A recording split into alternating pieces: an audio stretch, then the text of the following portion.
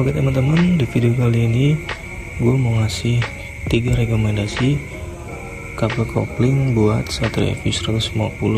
Ini sebagai kabel kopling pengganti ya dari standarannya Satria FU.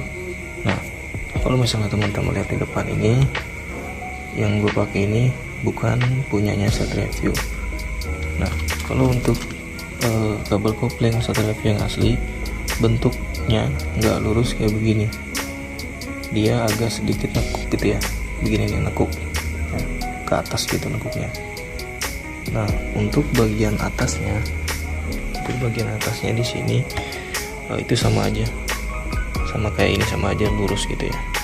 Nah, kenapa banyak banget orang yang pengen ganti kabel kopling standar Satria FU ke kabel kopling yang nantinya bakal gue kasih tahu ini ya. Nah, pertama gue kasih tahu dulu ya permasalahannya kenapa. Jadi gini, biasanya para pemilik Satria FU 150 itu ya mengalami hal yang namanya kabel kopling itu seret. Permasalahan ini sebenarnya umum di motor-motor lain ya, yang khususnya menggunakan kopling.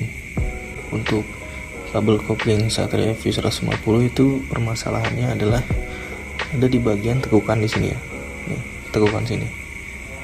Jadi adanya tekukan yang lumayan nekuk di sini itu kan terjadi gesekannya ketika handle kopling dipencet. Nah, di sini tuh terjadi gesekan. Jadi kabel kopling itu mengikuti alur dari lengkungan ini. Kalau misalnya kabel kopling itu masih baru, kabel kopling itu masih enteng untuk dipencet-pencet ya, jadi nggak seret karena memang di bagian dalam sini masih bersih.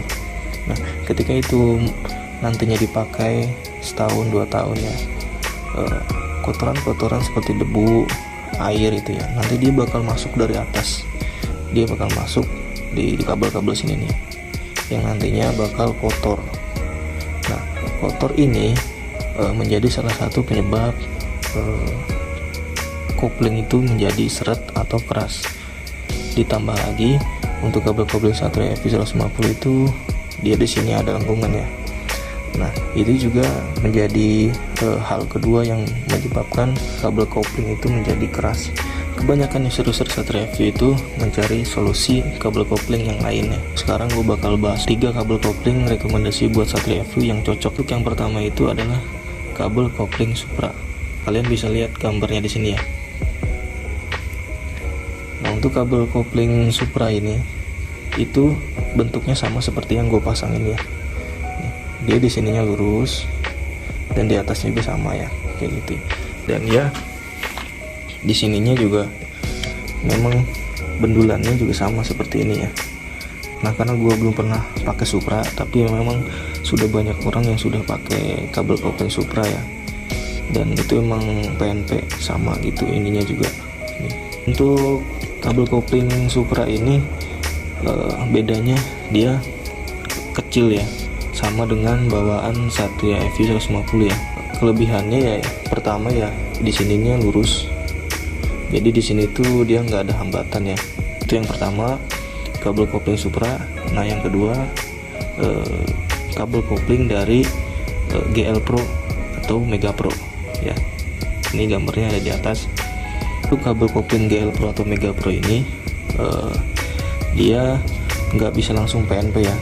Untuk kabelnya itu besar, dia lebih besar dari standaran Satria FU ya.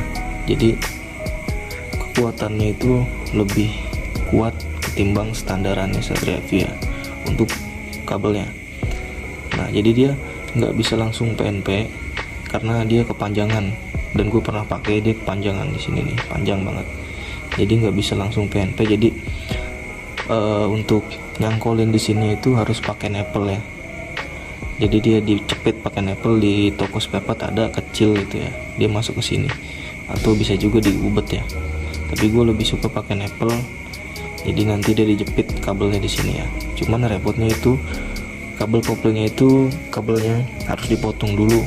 Kabel kopling Mega Pro ini atau GL Pro ini dia cocok banget buat motor-motor yang udah pakai per kopling keras ya.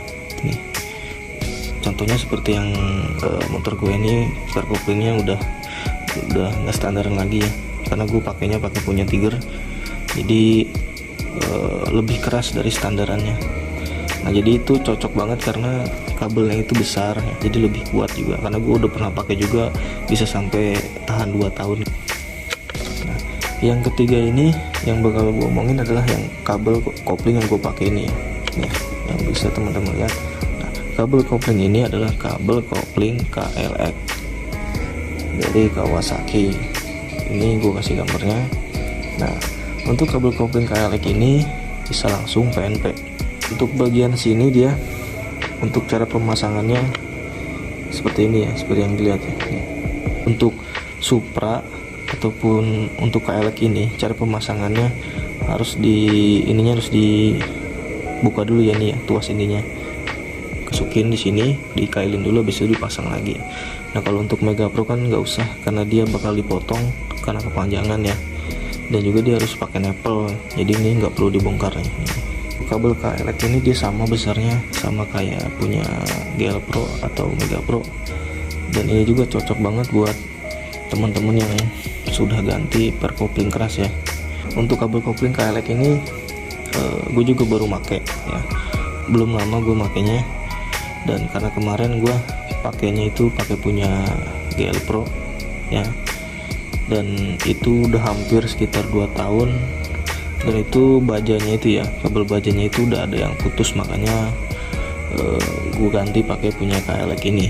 Buat teman-teman yang kurang jelas tentang video gue ini, bisa tanya-tanya di komenan ya, dan nanti pasti gue jawab. Oke, terima kasih buat teman-teman yang sudah nonton video ini. Jangan lupa like, komen, dan subscribe, dan bunyikan loncengnya. Oke.